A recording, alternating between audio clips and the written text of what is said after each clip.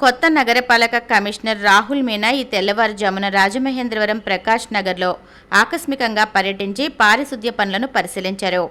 ఈ సందర్భంగా స్థానిక శానిటరీ ఇన్స్పెక్టర్ కార్యాలయాన్ని సందర్శించి రికార్డులు, రిజిస్టర్లను పరిశీలించారు. ప్రతిరోజు ఎంతమంది పారిశుద్ధ్య కార్మికులు విధులకు వస్తున్నది ఆరా తీశారు. నగరాన్ని స్వచ్ఛంగా ఉంచేందుకు పారిశుద్ధ్య కార్యక్రమాలను మరింత మెరుగ్గా చేపట్టాలని కమిషనర్ రాహుల్ మీనా ఆదేశించారు. ఉదయం 7 గంటలకల్లా డోర్ టు డోర్ చెత్త సేకరణ మొదలు కావాలని ఆదేశించారు. ప్రతి వాహనానికి రూట్ మ్యాప్ తప్పనిసరిగా ఉండాలన్నారు. అలాగే పలు వీధులలో శానిటేషన్, అండర్ గ్రౌండ్ డ్రైనేజీ నిర్వహణ విధానాన్ని పరిశీలించి సిబ్బందికి పలు ఆదేశాలు ఇచ్చారు. వర్షాల నేపథ్యంలో కాలువల్లో ఎక్కడా నీరు నిలిచిపోకుండా ఎప్పటికప్పుడు పూడికను తొలగించాలన్నారు. రోడ్లపైన వ్యర్థాలు ఉండడానికి వీల్లేదని, ఊడ్చిన చెత్తను ఎప్పటికప్పుడు ఎత్తివేయాలన్నారు. ఖాళీ స్థలాల్లో పిచ్చి మొక్కలు లేకుండా చూడాలని, ఇందుకోసం స్థల యజమానులకు నోటీసులు జారీ చేయాలని ఆదేశించారు. అలాగే ఖాళీ స్థలం చుట్టూ గ్రీన్ మ్యాట్ను ఏర్పాటు చేసుకోవడం ద్వారా స్థానికులు చెత్త వేయకుండా పరిరక్షించవచ్చునన్నారు. పరిసరాల పరిశుభ్రత ప్రతి ఒక్కరి బాధ్యత అని ఈ సందర్భంగా తెలియజేశారు. ఆయన వెంట నగర ఆరోగ్య శాఖ అధికారి వినూత్న, ఇతర అధికారులు, పారిశుద్ధ్య సిబ్బంది ఉన్నారు. ఆరోగ్యశ్రీ బకాయిల కోసం ప్రైవేట్ ఆసుపత్రుల్లో ఆరోగ్యశ్రీ వైద్య సేవలు నిలిచిపోయిన తూర్పుగోదావరి జిల్లాలో ప్రభుత్వ ఆసుపత్రుల్లో వైద్య సేవలు యథావిధిగా కొనసాగుతున్నాయని ఎన్టీఆర్ వైద్య సేవ జిల్లా కోఆర్డినేటర్ డాక్టర్ ప్రియాంక స్పష్టం చేశారు. ఈ మేరకు తగిన చర్యలు తీసుకున్నామని తెలిపారు. జిల్లాలోని అన్ని ప్రభుత్వ ఆసుపత్రుల్లో, అలాగే రాజమహేంద్రవరంలోని GSL medical college and general hospital, GSL cancer హాస్పిటల్లో డాక్టర్ ఎన్టీఆర్ వైద్య సేవా పథకం కింద ఉచిత వైద్య సేవలు యథాతథంగా జరుగుతున్నాయని ఆమె తెలిపారు. అత్యవసర పరిస్థితుల్లో 108 అంబులెన్స్ సేవల ద్వారా రోగులను డాక్టర్ ఎన్టీఆర్ వైద్య సేవలు కొనసాగిస్తున్న ఆసుపత్రులకు తరలించే చర్యలు చేపట్టినట్లు చెప్పారు.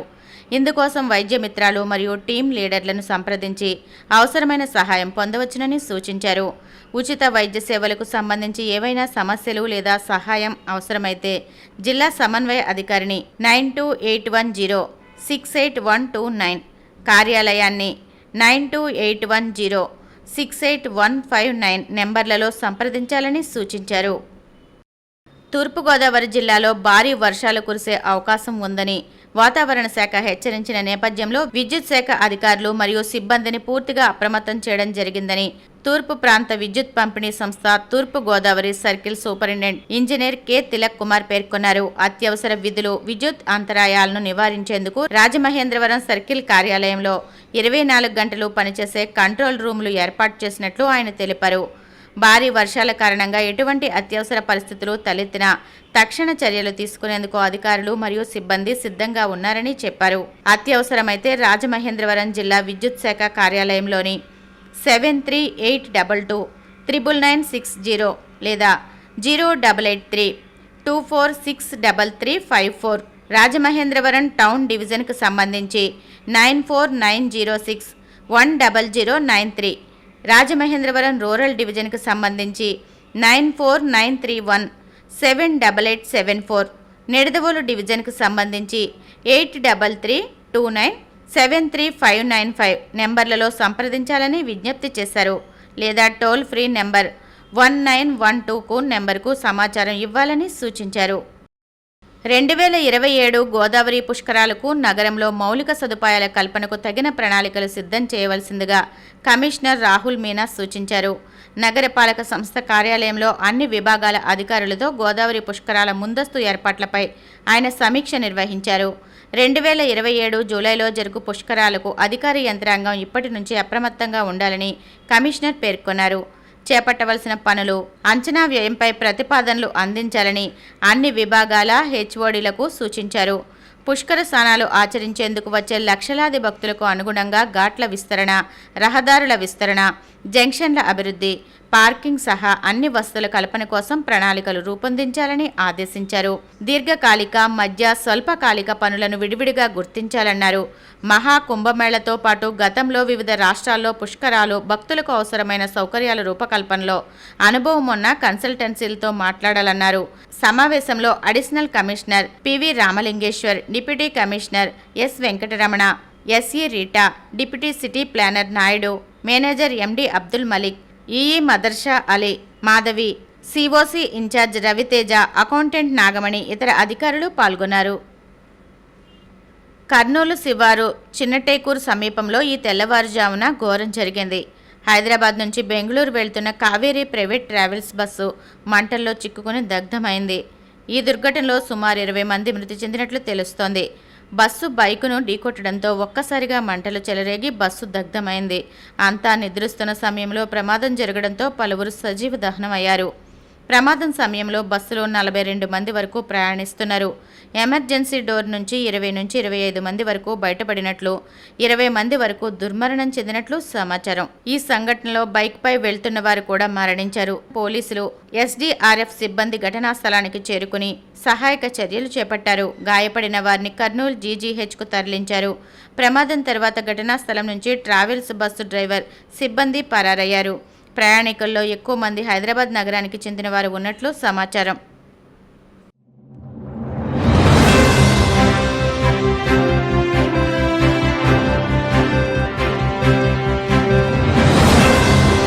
నమస్కారం.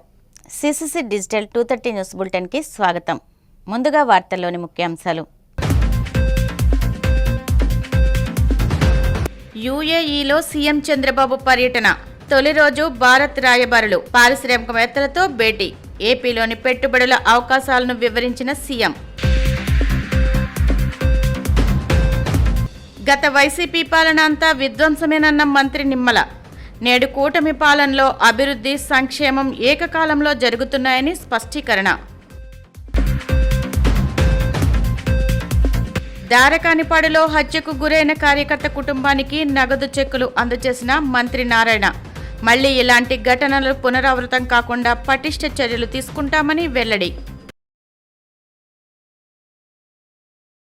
అనకాపల్లి జిల్లా నక్కపల్లి మండలంలో బల్క్ డ్రగ్ పార్కుపై రైతుల పోరాటానికి వైసీపీ సంపూర్ణ మద్దతు. బాధితుల పోరాటానికి అండగా ఉంటామని స్పష్టీకరణ. ఆంధ్రప్రదేశ్కు భారీగా పెట్టుబడులను ఆకర్షించడమే లక్ష్యంగా సీఎం చంద్రబాబు తన యూఏఈ పర్యటనను ప్రారంభించారు. తొలి రోజు పర్యటనలో భాగంగా సీఎం చంద్రబాబు దుబాయ్లోని భారత కాన్సులేట్ జనరల్ సతీష్ కుమార్ శివన్, అబుదాబిలో డిప్యూటీ చీఫ్ ఆఫ్ మిషన్ అమర్నాథులతో ప్రత్యేకంగా భేటీ అయ్యారు. ఈ సందర్భంలో ఏపీలో గ్రీన్ ఎనర్జీ, టెక్నాలజీ, పోర్టులు, లాజిస్టిక్స్, రియల్ ఎస్టేట్, డేటా సెంటర్లు, ఫుడ్ ప్రాసెసింగ్ వంటి కీలక రంగాల్లో ఉన్న పెట్టుబడి అవకాశాలను ఆయన వారికి వివరించారు. విశాఖపట్నంలో గూగుల్ సంస్థ $15 మిలియన్ భారీ పెట్టుబడితో ఏఐ డేటా హబ్ ఏర్పాటు చేయనుందన్న విషయాన్ని ఈ సమావేశంలో ప్రస్తావించారు. రాష్ట్రానికి ఉన్న 1054 కిలోమీటర్ల సుదీర్ఘ తీర ప్రాంతాన్ని సద్వినియోగం చేసుకుంటూ పోర్టులు, ఫిషింగ్ హార్బర్ల నిర్మాణాన్ని వేగవంతం చేశామని తెలిపారు.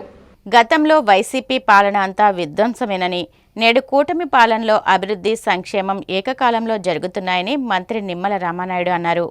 పశ్చిమ గోదావరి జిల్లా పాలకొల్లులో 3.50 కోట్ల వ్యయంతో చేపట్టే పలు అభివృద్ధి పనులకు మంత్రి శంకుస్థాపన చేశారు.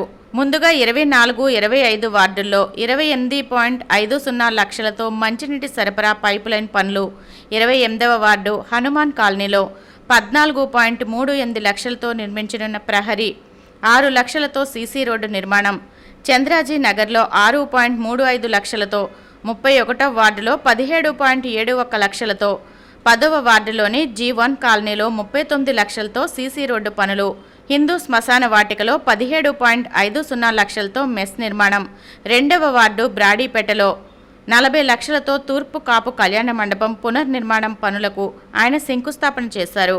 ఈ సందర్భంగా మంత్రి మాట్లాడుతూ వైసీపీ పాలనలో కక్షలు, వేధింపులు, హత్యలు వంటి రాక్షస పాలన సాగిందన్నారు. అందువల్లే ఆ పార్టీకి 11 సీట్లే దక్కి ప్రతిపక్ష హోదా కూడా లభించలేదన్నారు. నేడు CM Chandrababu, deputy CM Pawan Kalyan నేతృత్వంలో ప్రధాని మోడీ సహకారంతో రాష్ట్రం అభివృద్ధి పదంలో పయనిస్తుందని అన్నారు.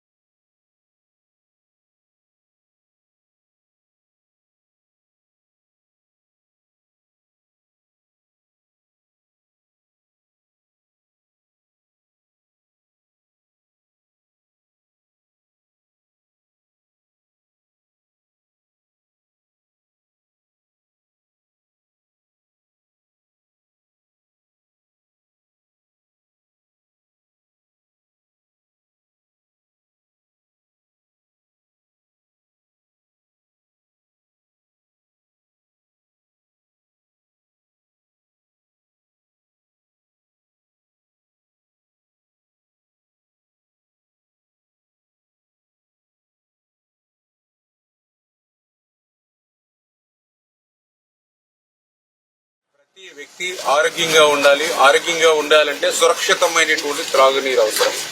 ఆ ఉద్దేశంతో గత 14, 19, 5 సంవత్సరాల్లో 15 కోట్ల రూపాయలు వెచ్చించి ఆ రోజు మరి 18వ వార్డులోను 25వ వార్డులో 2 ఓహెచ్ఆర్లు, అదేవిధంగా సంపులు, ఏదైతే ఫిల్టర్ బెడ్లు ఇవన్నీ కూడా నిర్మాణం చేశాం. దురదృష్టవశాత్తు 19, 24లో మళ్ళీ ₹1 ఈ డ్రింకింగ్ వాటర్ మీద ఖర్చు పెట్టినటువంటి పరిస్థితి లేదు. మళ్ళీ ఈరోజు తెలుగుదేశం, జనసేన, బీజేపీ కూటమి ప్రభుత్వ అధికారులకు వచ్చిన తర్వాత పాలకొల్లు పట్టణ సురక్షిత త్రాగునీరు మీద ప్రత్యేకమైనటువంటి దృష్టి పెట్టి అందులో ప్రత్యేకించి ఇప్పుడే మనం కొత్త జనరేటర్ ఇప్పుడే మనం ఆన్ చేసుకున్నాం. 320 kV జనరేటర్ 40 లక్షల రూపాయలు దానికి వెచ్చించాం.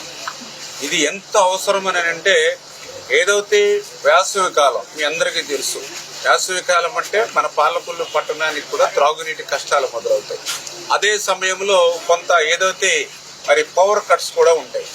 అటువంటి పవర్ కట్ ఉన్నప్పుడు మరి కొద్దిపాటి నీటినైనా సరే ఏదైతే ఆ సంపుల్లో నుంచి ఓహెచ్ఆర్లకి లిఫ్ట్ చేయాలని అంటే కరెంట్ లేకపోవడంతో అలా చూస్తూ ఉండిపోతూ ఉన్నారు.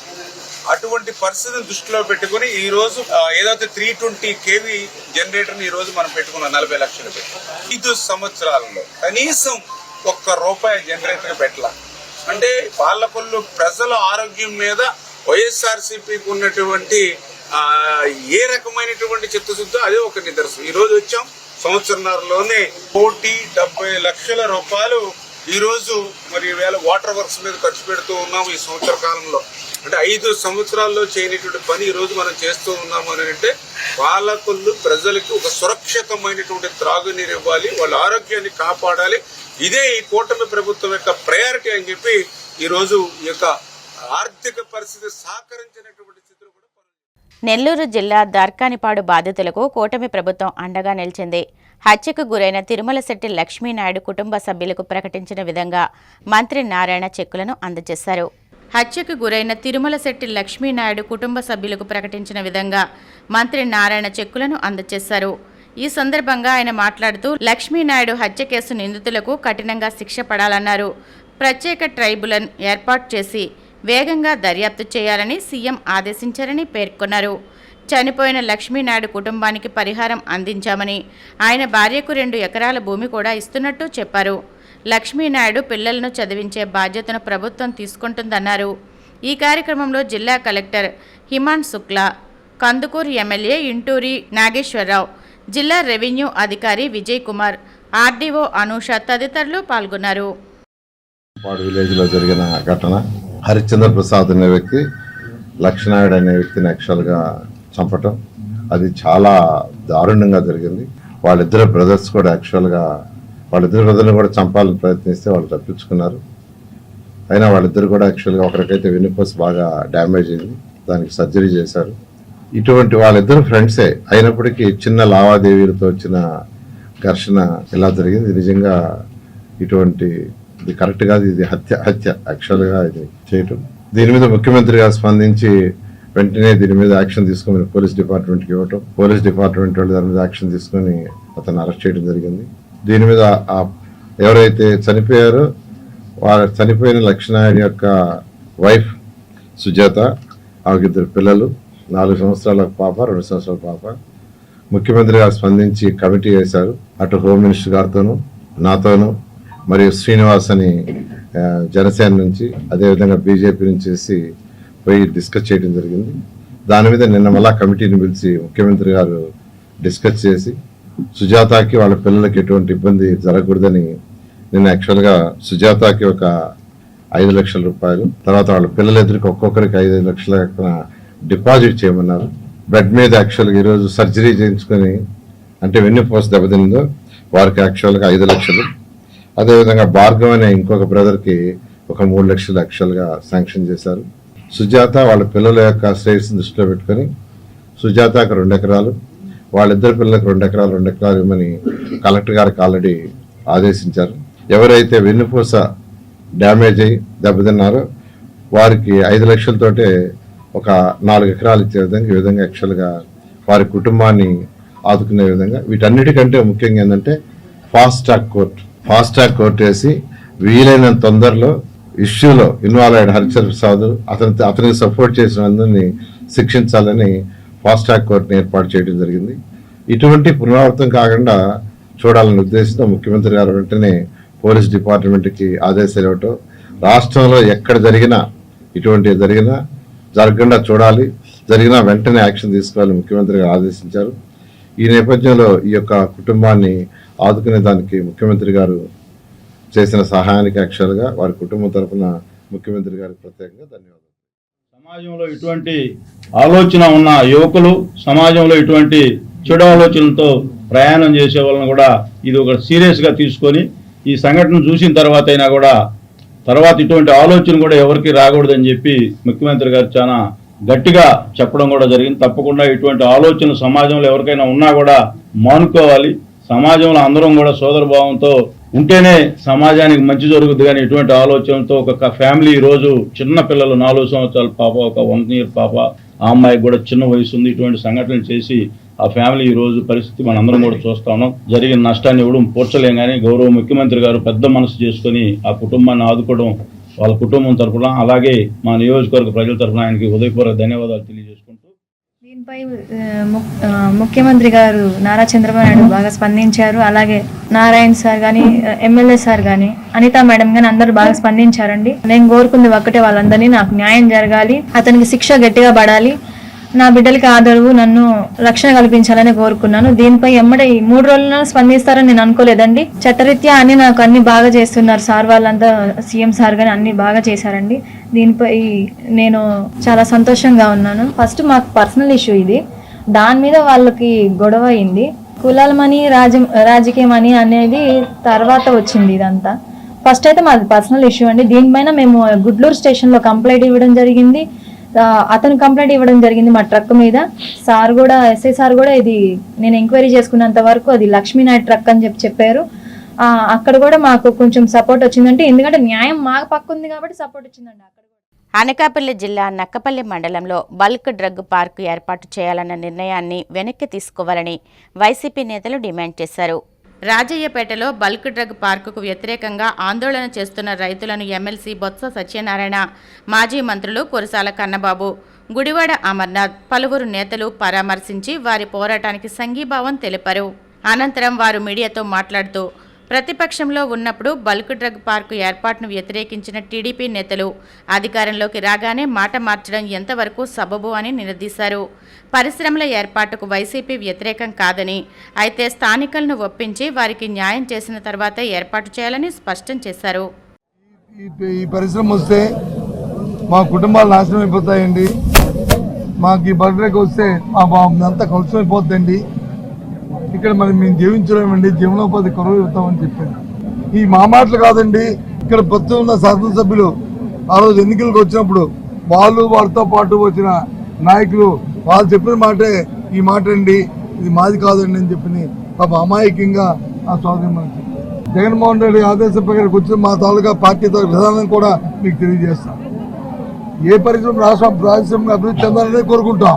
ఆ ప్రాంత ప్రజల తాలూకా మనోభావాల్ని, ఆ ప్రాంత ప్రజల తాలూకా ఆ ఆలోచనని, వాళ్ళ తాలూకా అభిప్రాయాలని గౌరవిస్తూ వాళ్ళు విప్పించే కార్యక్రమాన్ని చేయాలి. అంతేగాని అధికారం ఉంది కదా అని చెప్పని పోలీసు జులుంతోనో అధికార బలంతోనో ఆ మతంతోనో ఆ కార్యక్రమం చేస్తారంటే అది మాత్రం ప్రజాస్వామ్యంలో తగదు. అందుకే వాళ్ళు చేస్తున్న పోరాటానికి నేను సంఘీభావం తెలపాలని ఇక్కడికి వచ్చాం. పూర్తిగా కూడా వాళ్ళ పోరాటానికి మద్దతు ఇస్తున్నాం. వాళ్ళ ఆలోచన ప్రకారము, వాళ్ళ తాలూకా అభిప్రాయ ప్రకారము ఇక్కడ ఈ కార్యక్రమం ఇంకా రాబోయే కాలంలో జరగాలి తప్ప వాళ్ళకి అభీష్టంగా జరిగిన ప్రతి దానికి కూడా మేము మా పార్టీ వ్యతిరేకిస్తుంది. మేము పూర్తిగా వైఎస్ఆర్సీపీ మద్దతుగా ఉంటుంది. పార్టీ మాటగా మా నాయకుడు జగన్మోహన్ రెడ్డి మాటగా మీ ద్వారా ఈ ప్రాంత ప్రజలకి, ఈ రాష్ట్ర ప్రజలకి తెలియదు. ప్రభుత్వంకి వచ్చి ఎన్నికలప్పుడు ఒక మాట, ఎన్నికల తర్వాత ఒక మాట. దాన్ని బట్టి అర్థమవుతుంది ఏంటంటే ప్రజల తాలూకా సంక్షేమం కానీ, శ్రేయస్సు కానీ, ప్రజల తాలూకా ప్రాణాలు కానీ వాళ్ళకి లెక్కలేదు, పర్యావరణం లెక్కలేదు. వాళ్ళ ఆలోచన అంతా ఒకటే, దోచుకోవడం, దాచుకోవడం. ఈ 2 కార్యక్రమాలు తప్ప ఇంకో కార్యక్రమం ఈ కార్యక్రమం ఇవాళ అధికారంలో తెలుగుదేశం పార్టీకి చంద్రబాబు నాయుడుకి కానీ ఆ కూటమిలో ఉన్న పెద్దలకు కానీ వాళ్ళతో ఉన్న తాబేదారులకు కానీ కింద స్థాయి నాయకులు కానీ అందరిది ఒకటే సింగిల్ పాయింట్ ఎజెండా. ఆ నేపథ్యంలో ఇవన్నీ జరుగుతుంది. ఈరోజు ఇక్కడ ఉన్నటువంటి పరిస్థితులు కూడా చూసాం. ఈ గ్రామానికి రావడానికి ఎన్ని ఆంక్షలు పెట్టారు, ఎన్ని ఇబ్బందులు పెట్టారు, ఎంతమంది రావాలనేటువంటిది అంకె కూడుకొని 40 మంది 45 మంది అని చెప్పి ఎక్కడికక్కడ అడ్డగించి ఇబ్బంది పెట్టినటువంటి పరిస్థితులు కూడా చూసాం. మేము ఇక్కడ రాజకీయం చేయడానికో లేదా ఇక్కడ గొడవ పడ్డానికో లేదా వారిని ప్రేరేపించడానికో రాలేదు. కేవలం వారికి సంఘీభావం తెలియజేయడానికి ఇచ్చేసాం. వారికి సంఘీభావం తెలియజేసాం. వారిలో ఒక భరోసాని కల్పించాం, నమ్మకాన్ని కల్పించాం. మరి ఇవన్నీ కూడా మరొకసారి వైఎస్ఆర్ కాంగ్రెస్ పార్టీ తరఫున ఈ ఒక్క గ్రామమే కాదు, దీని మీద ఆధారపడినటువంటి దాదాపు 15 గ్రామాలు, దాదాపు 25,000 మత్స్యకార కుటుంబాలకి అండగా వైఎస్ఆర్ కాంగ్రెస్ పార్టీ ఉంటుందనేటువంటి మాట ఇవ్వడానికి ఈరోజు మీ మధ్యకి రావడం జరిగిందనేటువంటి విషయాన్ని మరొకసారి ఈ సందర్భంగా తెలియజేసుకుంటూ, మళ్ళీ చంద్రబాబు నాయుడు గారు ఈ బల్క్ డ్రగ్ పార్క్ పెడుతూ ఉంటే మత్స్యకారులు వ్యతిరేకిస్తున్నారు. దీన్ని ఉక్కుపాదంతో అణిచివేయాలని హోంమంత్రి అనిత గారి నాయకత్వంలో చాలా గట్టిగా ప్రయత్నం చేస్తున్నారు. మేము ఇక్కడికి వస్తుంటే ఏదో కల్లోలిత ప్రాంతానికి ఏదో టెర్రరిస్టులు వస్తున్నట్టుగా చాలా పెద్ద హంగామా, వందలాది మంది పోలీసులు. మేము అడుగుతున్నాం, అనిత గారు రాత్రే మీ పాత వీడియో చూసాం, మీరు ఏం చెప్పారు? బల్క్ డ్రగ్ పార్క్ వస్తే ఇక్కడ కానీ ఇండస్ట్రీస్ వస్తే కిడ్నీలు పోతాయని చెప్పారా? ప్రజలకి క్యాన్సర్లు వస్తాయని చెప్పారా? పిల్లలు పుట్టరని చెప్పారా? పుట్టినా కూడా సక్రమంగా పుట్టరని చెప్పారా? మీరే కదా చెప్పారు. అధికారంలో రాకముందుకి వచ్చిన తర్వాతకి ఏం మార్పు వచ్చింది? ఇప్పుడు ఈ బల్క్ డ్రగ్ పార్క్ వస్తే ఏమన్నా చాలా సక్రమైన పిల్లలు పుడతారు, ఎలాంటి రోగాలు రావు, ఉన్న రోగాలు పోతాయని ఏమైనా చెప్తారా? అధికారం లేనప్పుడు ఒక మాట, ఉన్నప్పుడు ఒక మాట. జగన్మోహన్ రెడ్డి క్షుద్ర రాజకీయాలకి కాదేది అనర్హం అన్నట్టుగా అంబేద్కర్ విగ్రహ దహన కార్యక్రమం కనబడుతోందని ఏపీ లీడ్ క్యాంప్ చైర్మన్ పిల్లి మాణిక్యాలరావు విమర్శించారు. మంగళగిరి టీడీపీ కేంద్ర కార్యాలయంలో ఆయన మీడియాతో మాట్లాడారు. సాధారణంగా ఎవరైనా మంచి చేయడం కోసం రాజకీయాలు చేస్తారని, రాష్ట్ర అభివృద్ధి కోసం, ప్రజల సంక్షేమం కోసం రాజకీయాలు చేస్తారన్నారు. కానీ జగన్మోహన్ రెడ్డి మాత్రం నేరాలు చేయడం కోసం రాజకీయాలు చేస్తారని, చేసిన నేరాల నుండి తప్పించుకోవడం కోసమే పార్టీ పెట్టారని ధ్వజమెత్తారు. జగన్మోహన్ రెడ్డి క్షుద్ర రాజకీయాలకి కాదేది అనర్హం అన్నట్టుగా అంబేద్కర్ విగ్రహ దహనం కార్యక్రమం కనబడతా ఉంది. జనరల్గా మంచి చేయటం కోసం రాజకీయాలు చేస్తారు, రాష్ట్ర అభివృద్ధి కోసం, ప్రజల సంక్షేమం కోసం రాజకీయాలు చేస్తారు. కానీ జగన్మోహన్ రెడ్డి తను నేరాలు చేయటం కోసం రాజకీయాలు చేస్తాడు, నేరాలు చేసినటువంటి వాళ్ళని పార్టీలో పెట్టుకుంటాడు, నేరాలు చేసినటువంటి వాళ్ళని కాపాడటం కోసం రాజకీయాలు చేస్తాడు. అసలు రాజకీయ పార్టీ పెట్టిందే తను నేరాలు చేసి వాటి నుంచి తప్పించుకోవటానికి అని చెప్పేసి స్పష్టంగా అర్థమవుతూ ఉంది. చిత్తూరు జిల్లా గంగాధర నెల్లూరు నియోజకవర్గం ఎదురుకుప్పం మండలంలో దేవలంపాడు గ్రామంలో వైసీపీకి సంబంధించినటువంటి సర్పంచి ఆ రోజు నైటు దాదాపు 12-1 గంట ప్రాంతంలో అంబేద్కర్ విగ్రహాన్ని తనే పెట్రోల్ పోసి తగలబెట్టి 3-4 గంటలప్పుడు పోలీసులకి ఫోన్ చేసి మా గ్రామంలో దేవలంపేటలో ఎవరో గుర్తు తెలియనటువంటి వ్యక్తులు అంబేద్కర్ విగ్రహానికి పెట్రోల్ పోసి తగలబెట్టారు, కొంతమంది ఇటు వెళ్ళటం నేను చూశాను, మీరు వచ్చి వాళ్ళని అరెస్ట్ చేయాలని చెప్పేసి తెల్లవారుజామున 4 గంటలప్పుడు ఫోన్లు చేసి పోలీసులకు చెప్పాడు. తెల్లవారుతానే నారాయణ స్వామిని మాజీ మినిస్టరు, కరుణాకర్ రెడ్డిని టీడీటీ మాజీ చైర్మను, అట్లాగే వైసీపీ ప్రముఖ నాయకుడు, వీళ్ళని అందరిని తీసుకొచ్చి పెద్ద ఎత్తున ధర్నా చేసి మా అంబేద్కర్కి అన్యాయం జరిగిపోయింది, మా అంబేద్కర్ని కాపాడండి, మా ఆత్మగౌరవాన్ని కాపాడండి అని చెప్పేసి పెద్ద ఎత్తున డ్రామాలు చేసినటువంటి పరిస్థితి. రాజకీయాలు చేయాలనుకుంటే రాజకీయాలు చేయండి, కానీ మీరెందుకు క్షుద్ర రాజకీయాలు చేస్తూ ఉన్నారు? జగన్మోహన్ రెడ్డి యొక్క పోకళ్ళు చూస్తూ ఉంటే ఒక సుస్థిరమైనటువంటి పరిపాలన అందిస్తున్నటువంటి, ఒక ప్రజారంజక పాలన అందిస్తున్నటువంటి, ప్రజలకి మంచి పరిపాలన అందిస్తున్నటువంటి కూటమి ప్రభుత్వాన్ని చూసి ఓర్చుకోలేకపోతా ఉన్నాడు. గత 5 సంవత్సరాల్లో జగన్మోహన్ రెడ్డి పరిపాలించినటువంటి కాలంలో కనుక చూసుకుంటే రాష్ట్రానికి ఒక్క పెట్టుబడి రాలేదు. ఎందుకు రాలేదనేది అందరికీ తెలుసు. అంతకుముందు చంద్రబాబు నాయుడు గారు టీడీపీ ప్రభుత్వంలో తెచ్చినటువంటి అనేకమైనటువంటి పెట్టుబడుల్ని తరివేసినటువంటి పరిస్థితి ఉంది. అప్పటికే ల్యాండ్ అయినటువంటి అనేక పరిశ్రమలను కూడా తరివేసినటువంటి పరిస్థితి ఉంది. దళితుల మీద దళితులు నా మేనమామలు అంటూనే దళితుల గొంతులు గోయించినటువంటి పరిస్థితి చూసాం. దళితులు నా బంధువులు అంటూనే దళిత ఆఫీసర్ని నడి రోడ్డు మీద టెర్రరిస్టులాగా చూసినటువంటి పరిస్థితి చూసాం.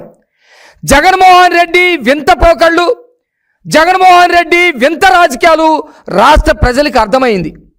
జగన్మోహన్ రెడ్డిని 11 సీట్లకి పరిమితం చేసి చంద్రబాబు నాయుడు గారు లాంటి అనుభవం ఉన్నటువంటి వ్యక్తి వస్తే తప్ప ఈ రాష్ట్రం బాగుపడదని చెప్పేసి కూటమి ప్రభుత్వాన్ని తీసుకొస్తే దాదాపు 15-16 నెలల్లో 10 లక్షల కోట్ల రూపాయలు పెట్టుబడులు రాష్ట్రానికి తీసుకొచ్చాం.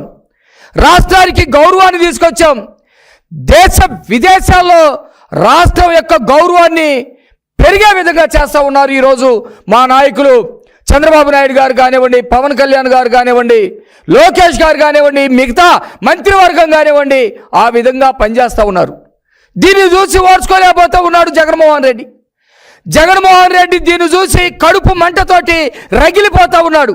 ఏదో ఒక పేరు మీద కార్యక్రమాలు అని రోడ్డు మీద పెట్టుకొని రోడ్ల మీద తలలెక్కించుకుంటా తన కారుతోటి తొక్కించుకుంటూ వెళ్ళేటువంటి పరిస్థితి. దానికి కూడా దళితుల్నే ఎంచుకున్నటువంటి మార్గం చూసాం మనం.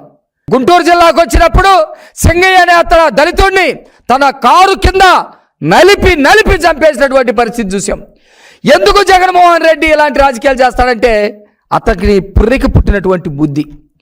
అతను పుట్టుకతోటే నేరస్తుల కుటుంబంలో పుట్టినటువంటి వ్యక్తి. నేరాలనే ఉగ్గుపాలతోటి తీసుకొని పెరిగినటువంటి వ్యక్తి. అందుకనే నేర రాజకీయాలు చేస్తా ఉన్నాడు. సూపర్ జీఎస్టీ సూపర్ సేవింగ్స్ పేరుతో దేశంలోనే మొదటిసారి ధరలు తగ్గించామని ఆర్థిక మంత్రి పయ్యావుల కేశవ్ పేర్కొన్నారు. అనంతపురం జిల్లా ఉరవకొండలోని శ్రీ సిరిడి సాయి సూపర్ మార్కెట్ను ఆయన ఆకస్మికంగా తనిఖీ చేసి జీఎస్టీ తగ్గింపుతో ధరలు తగ్గాయా లేదా అని కొనుగోలుదారులతో మాట్లాడి ఆరా తీశారు. ప్రజలకు ధరల తగ్గింపుపై అవగాహన కల్పించారు.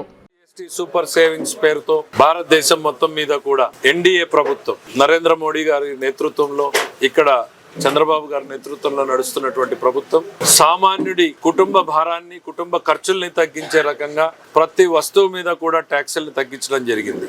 28% నుంచి 18%, 12%, 5% ఇట్లా వివిధ రకాల స్లాబుల్లో ఉన్నటువంటివి 2 స్లాబులకు తగ్గించడం, ఆ 2 స్లాబుల్లో కూడా అనేక వస్తువుల్ని అతి తక్కువ ధరలకు తగ్గించడం, ప్రతి కుటుంబం కూడా సంవత్సరంలో వేల రూపాయలని ఆదా చేసే రకంగా ట్యాక్సుల భారాన్ని తగ్గించడం జరిగింది.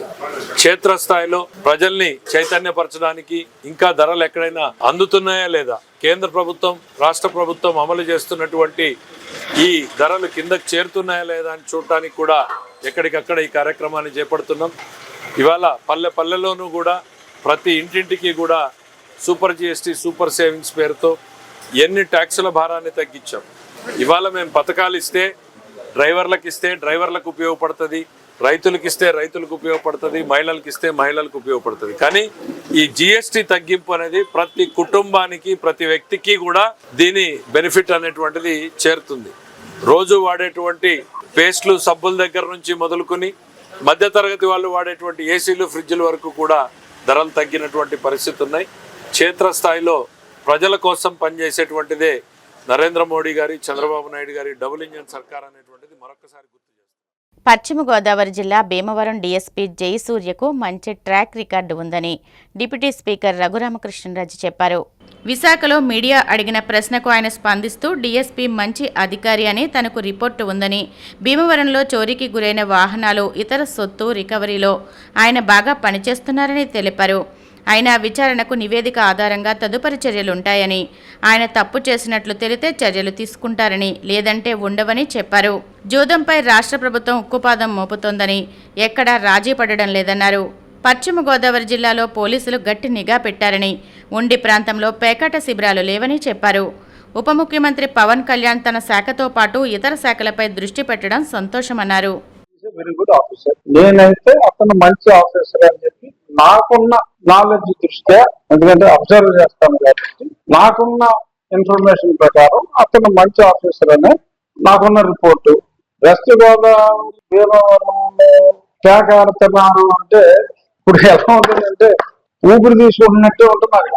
మా జిల్లాలో గోదావరి జిల్లాలో ఎవరు పడితే ఇంట్లోనే అక్కడ ఆడేస్తూ ఉంటారు. చాలా స్ట్రిక్ట్ గా ఎన్ఫోర్స్మెంట్ అయితే గత 2-3 నెలలుగా జరుగుతుంది. అందుకనే ఏదో తుఫాన్ వస్తే తుఫాన్ షెల్టర్కి వెళ్ళినట్టు చాలా మంది గోవాకి శ్రీలంకకి వెళ్ళిపోతున్నారు వీటికి. ఈ నిజం. బట్ ఖచ్చితంగా పేక ఆట మీద గవర్నమెంట్ ఉక్కుపాదం అవుతుంది.